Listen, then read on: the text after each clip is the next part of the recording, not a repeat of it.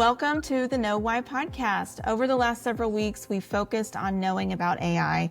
We've discussed all facets of this, how AI impacts education for young kids and at the college levels, how it can impact our ability to think and create and even form relationships.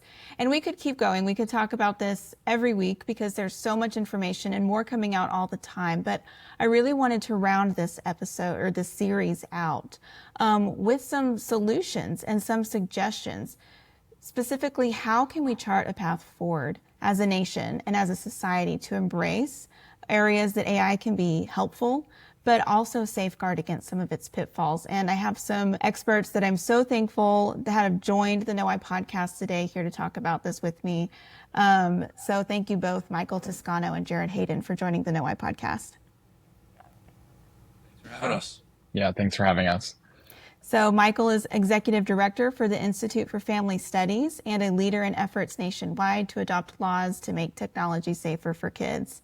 Jared is a policy analyst for the IFS Family First Tech Initiative and is focused on social policy and cultural analysis with a special interest in the intersection of theology, technology, and embodiment. So again, so glad to have both of your insights today. And I want to talk about what you've co-authored, which is 5 recommendations for the White House's AI Action Plan, which is focused on protecting the family in the age of AI. So can you give us a little background on the impetus behind why this report was necessary? Thanks, Liberty.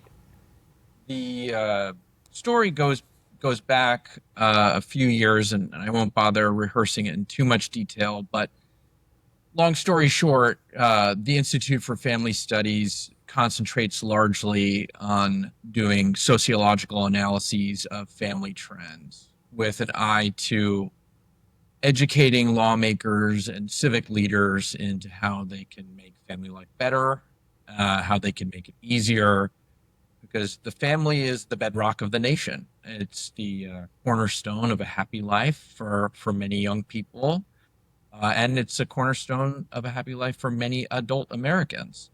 But the family is not a prestigious institution, shall we say, today. And so all of that was what brought us to this work when one day we were talking with a bunch of moms who are supportive of this vision, and they thanked IFS. Thank you for your research on marriage and family, but my son or my daughter is an addict to social media and his or her smartphone and is having trouble living a good, decent social life, trapped in the little bubble. And what that led us to do is to research some of the ways in which family structure has implications for rules for technology within the household, whether or not, say, being born into a intact married biological household was more associated with rules around how technology is used in the bedroom or in other venues. And what we found basically was that there really is, if there's an advantage anywhere in family structure, in being born into such a milieu versus growing up in a household where you have a blended family, or you have a working mom, or you have a single parent household. If there were advantages, they were really, really modest. And most every family in the United States was completely overwhelmed by this new technological world that their children had been baptized into or thrown into. And that led us to try to seek some policy answers for this. And this is where the long story is going to get short, I promise. As a result of some of our research, we put together some policy ideas about how to make social media and smartphones safe for kids around the country. And lo and behold, we are now responsible for multiple dozens of laws around the country. And there are federal versions of bills that we have helped to craft. And that awakened us to the fundamental problem that technology presents to families. And with the advent of artificial intelligence, which is a mighty power, whatever you think of it, It's going to make a lot of things better. It's going to make a lot of things worse. And it's probably going to accelerate better and accelerate worse. So, given that, we knew that this was, given the pattern of technological development over the last so many decades, we knew that this was going to have fundamental implications for the family.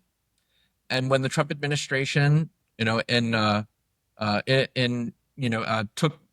uh, its due diligence in seeking public comment on how it can make AI safe for Americans or better for Americans or better for the economy, we took that as an opportunity to present it with what we think is a different way of thinking about the problem and also the potential, which is to think about it from the perspective of family first. Well, thank you, Michael, for explaining that background. And I did notice that you talk about that in your report, how even the smartphone brought so much convenience and help in many ways, but also so much, destruction really for families and young people. And so hopefully that can be avoided going forward with more technological advancement. So I know when people think of AI and problems, they probably think of, if they're not really researching it, maybe plagiarism or cheating in college.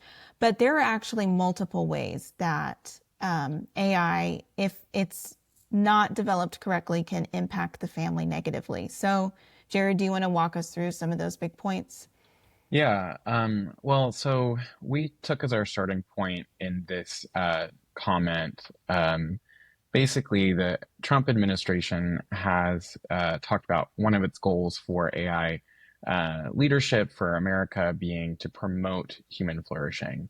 And it's really important for us to understand that human flourishing in the age of AI is going to be, as in every age, is going to be a result of deliberate policy decisions.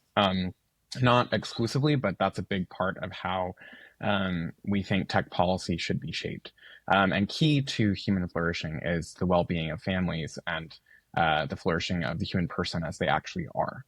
And so we kind of started from that, working from that place, made some concrete kind of recommendations. But in framing that, as we mentioned, we talked about a number of those harms. And I think you're right. When a lot of people think of the harms of AI, we think of, sort of taking away from, sort of the full value of one's education. But it's actually a lot more sinister than that. You could say that a lot of these, I just wrote an article with another colleague.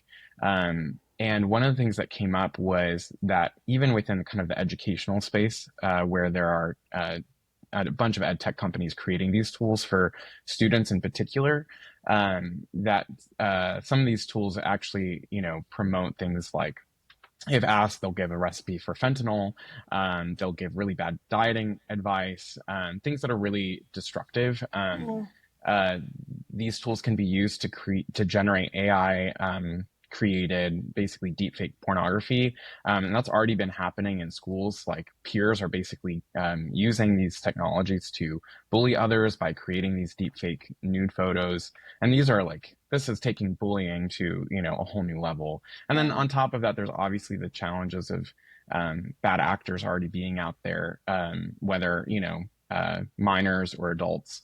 And just the proliferation of these tools are making it easier and for bad actors to create really harmful content. And then on top of that, when you add that to the existing landscape, actually until the Take It Down Act, a lot of these this content can't even be taken down without kind of an excruciatingly long process that because of existing tech policy. These social media companies haven't been liable for the content that other users post on their platform. So even if it is considered child sexual abuse material, there are ways to adjudicate that, but it still takes a long time. And so we're talking the lives of these teens and the reputations being just absolutely destroyed in middle school. And so I think we should really think carefully about the harms just beyond kind of the undermining of the actual educational process, the learning process, but that these tools are just simply saying we need to have AI tools because that's the future, and just kind of throwing kids into that in the deep end That's not actually, we need to have a thoughtful, deliberative process by which we think through how best to incorporate these technologies into society, whether in the classroom or beyond. Yeah. Liberty, I think an important framing for thinking of, for understanding what is the fundamental risk of AI to families, like qua family, not necessarily the safety issues that it presents to parents, trying to take care of their kids, but what does it mean to be together as a family? And, family, a happy, healthy family is a result, a fruit of mental and physical presence and being there together and making sacrifices for one another and tending to the needs of the other members. Our research has shown, starting with the premise that most Americans are going to encounter at least this generation of AI through generative AI, not through robotic AI, although that is also coming.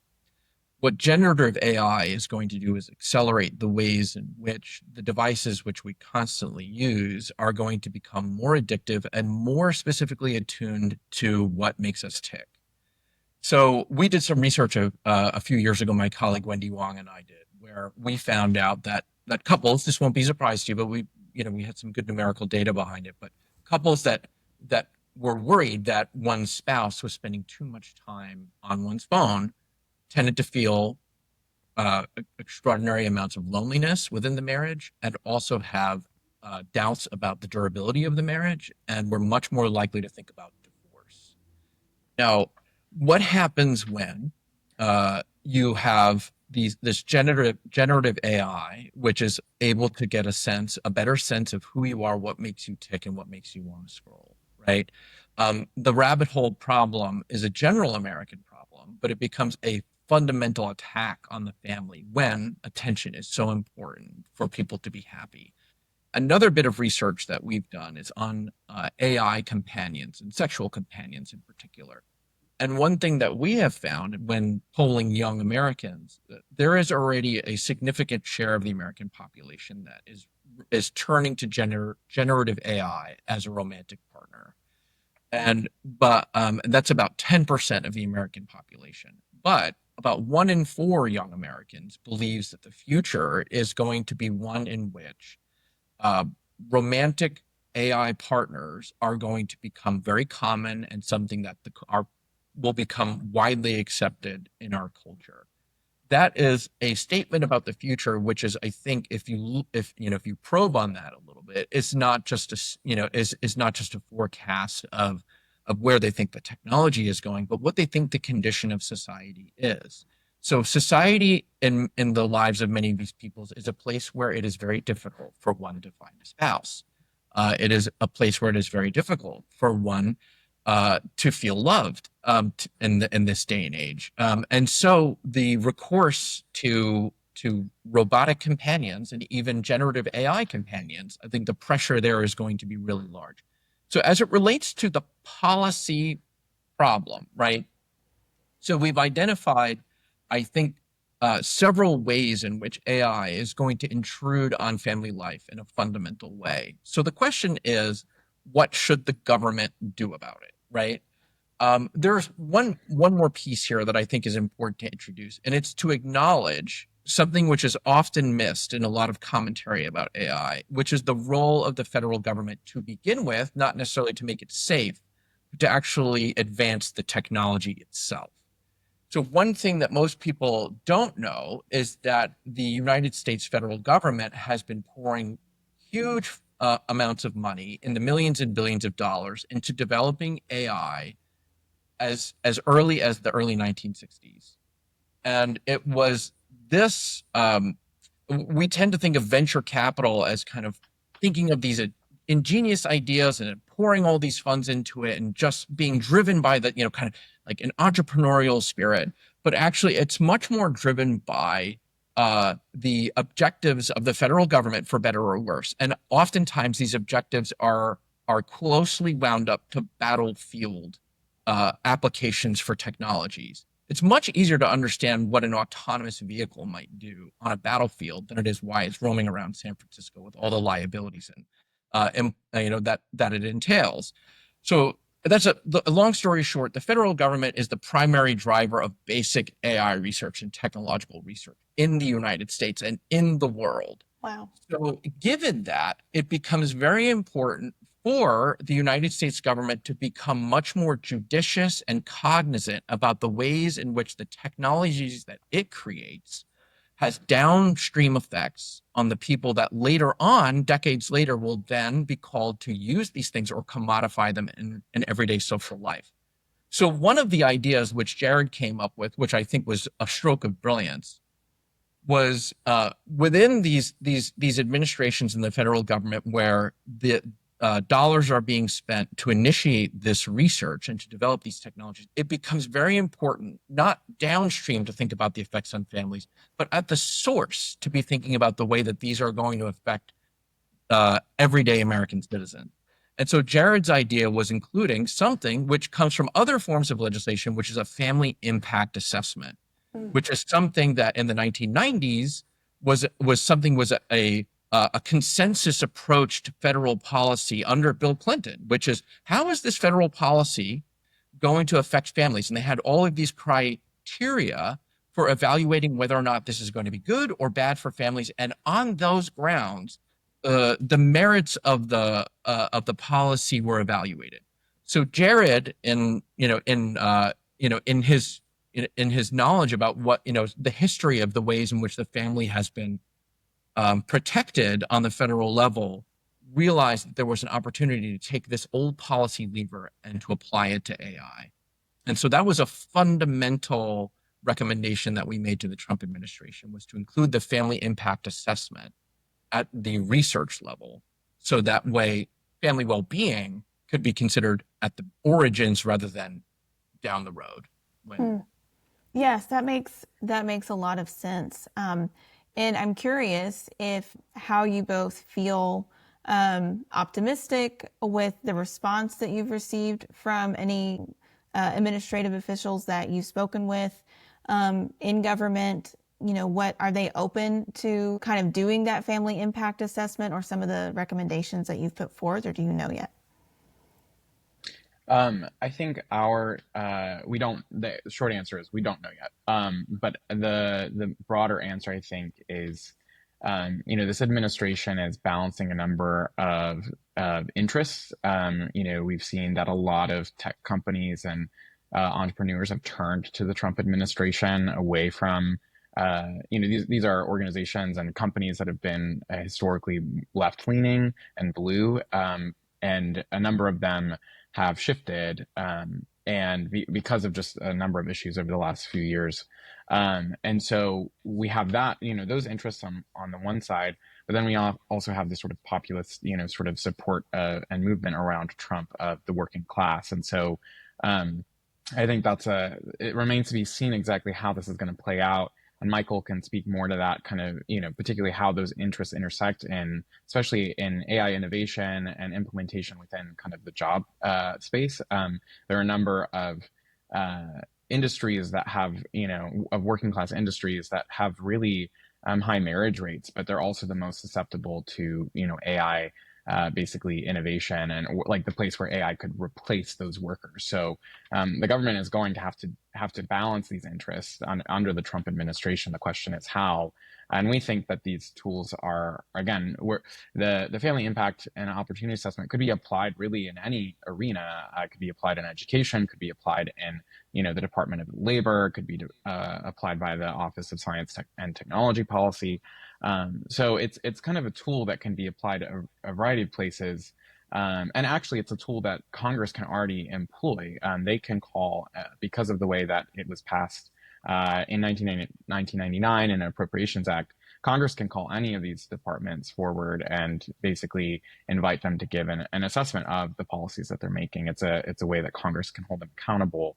And just as a note, too, what's interesting as well is that it actually comes from kind of a Reagan era policy idea from during that time. So it's a way to, I think, like for conservatives to really think through what exactly does family policy look like concretely in the age of AI, and it's a tool that we have. Yeah, absolutely. I know that we're about out of time, and this is, again, just so much great information, and I encourage everyone to check out the links that we'll be posting.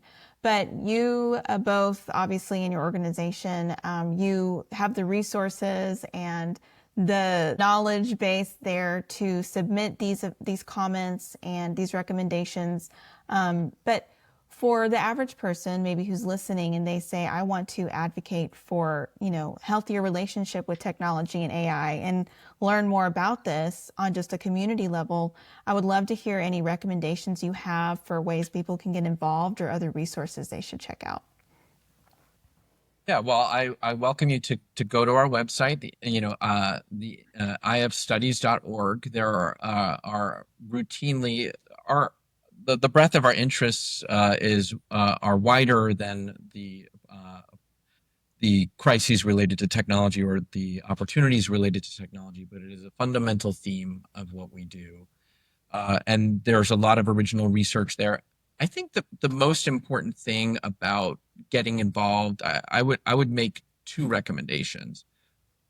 One is that your listeners should begin to become bolder about the power that they have to make decisions about their own lives and the lives of their families and the lives of their communities. Technology, by its nature, tends to systematize and seeks to expand.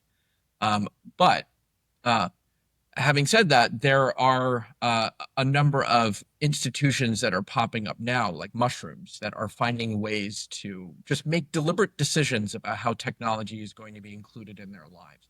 Become much more an agent of your technology. And if you start believing that you and your family and your friends and your community are agents over your technology, you will find that there are many liberties that you will have when it comes to deploying them. A key example is what to do with let's say you're involved with a school. My wife, she and her friends started a classical hybrid school here in Charlottesville, Virginia. Trust me, it's low tech, right? But the pressure is you got to include AI. You've just got to, from like preschool upward. Otherwise, your kids are going to be left behind. That's not true. Actually, what's going to happen is that those that get washed away by AI are going to become less useful. And so, but that's a decision we made as a community. This is going to be a low tech school. I think the second thing that everyone has learned in many for many reasons, but and largely in response to some of the many policy successes that organizations like ours have had statewide, like nationwide in various states on social media, pornography and things like that, is that actually the deliberative political process has a lot to do with the way that technology is going to affect you. So that's another thing. Become political and both in a local and in a national sense about about technology. Technology will change your life and the lives of your friends and family, unless you are an agent. It will change no matter what, but you get to decide how that is going to change your community. And if they believe that, then trust me, many, many, many good things will follow. And so I just encourage them to believe that they are agents over technology, and then ask their congressman to also be an agent over technology. And if they did that, if many people did that, this entire conversation would be completely different. Yeah, great advice. Thank you, Michael. Jared, anything to add? I think I would, reiterate most of what Michael said. I think it's really important for people to understand that it's a the decision to engage in a low tech lifestyle or to put boundaries around technology requires a community of people who are doing it as well. I've heard stories of, people who have tried to create those boundaries for their own families, and then they end up going to small groups at their church where families aren't, don't have those same boundaries. And I can't imagine how hard that must be. And so I know in the DC area, there is a Catholic community here that's done something called the Postman Pledge, which is named after Neil Postman, who's a tech critic. Just basically making a commitment to one another I'm not sure if it's parish, focused around the parish or the church that they're all at, or if it's just kind of a wider community. My sense is it's a wider community. Basically, you have a bunch of families and individuals who have agreed we're going to do a low-tech lifestyle, where that means, rather than having movie nights or things like that, we're, going to engage in, I don't know, uh, backyard plays and, dramas and, or doing, musical nights where, we have people in our community who like to play music. We're going to make music together. Sort of this communal low technology thing where actually the tools that we're using, or like communal gardening projects, where the tools that we're using actually draw us into community with one another rather than in isolation, which is so often what the smartphone and the internet tempts us towards. So I think it can be really local and earthy in that kind of way. And then, like Michael said, yeah, just getting involved. Anyone can comment on these requests for information. Anyone can comment on proposed rulemaking process. Actually, the more the better. To weigh in on that. So I think it's one of those things that anyone can follow these things, and we need. And honestly, a lot of the state laws that have been passed are kind of safeguarding technology or requiring age verification. They're really the results and the direct impact of these supercharged, parents who want actually a better life for their kids when it comes to technology, who need that support from the state because these tech companies aren't going to make those changes willingly themselves. So a lot of, if there's any encouragement there, it's just seeing that like this is doable. This is families might be fighting kind of a tech leviathan in Silicon Valley, but the way that we've seen it work out is that this movement, this energy can get that leviathan to roll over, and so there is real hope, I think, here. Thank you. Thank you both so much. And, at the very beginning of this series, we started with the question, what does it mean to be human? And kind of that theological basis or understanding of, we can't understand how AI is going to impact us unless we know what it means to be a human being. So I love that this conversation has brought us full circle again and then given us some very practical tips for how we can live that out. So again, Michael and Jared, thanks for being on the Know Why podcast today. Absolutely. Thank you. Yeah, thanks for having us.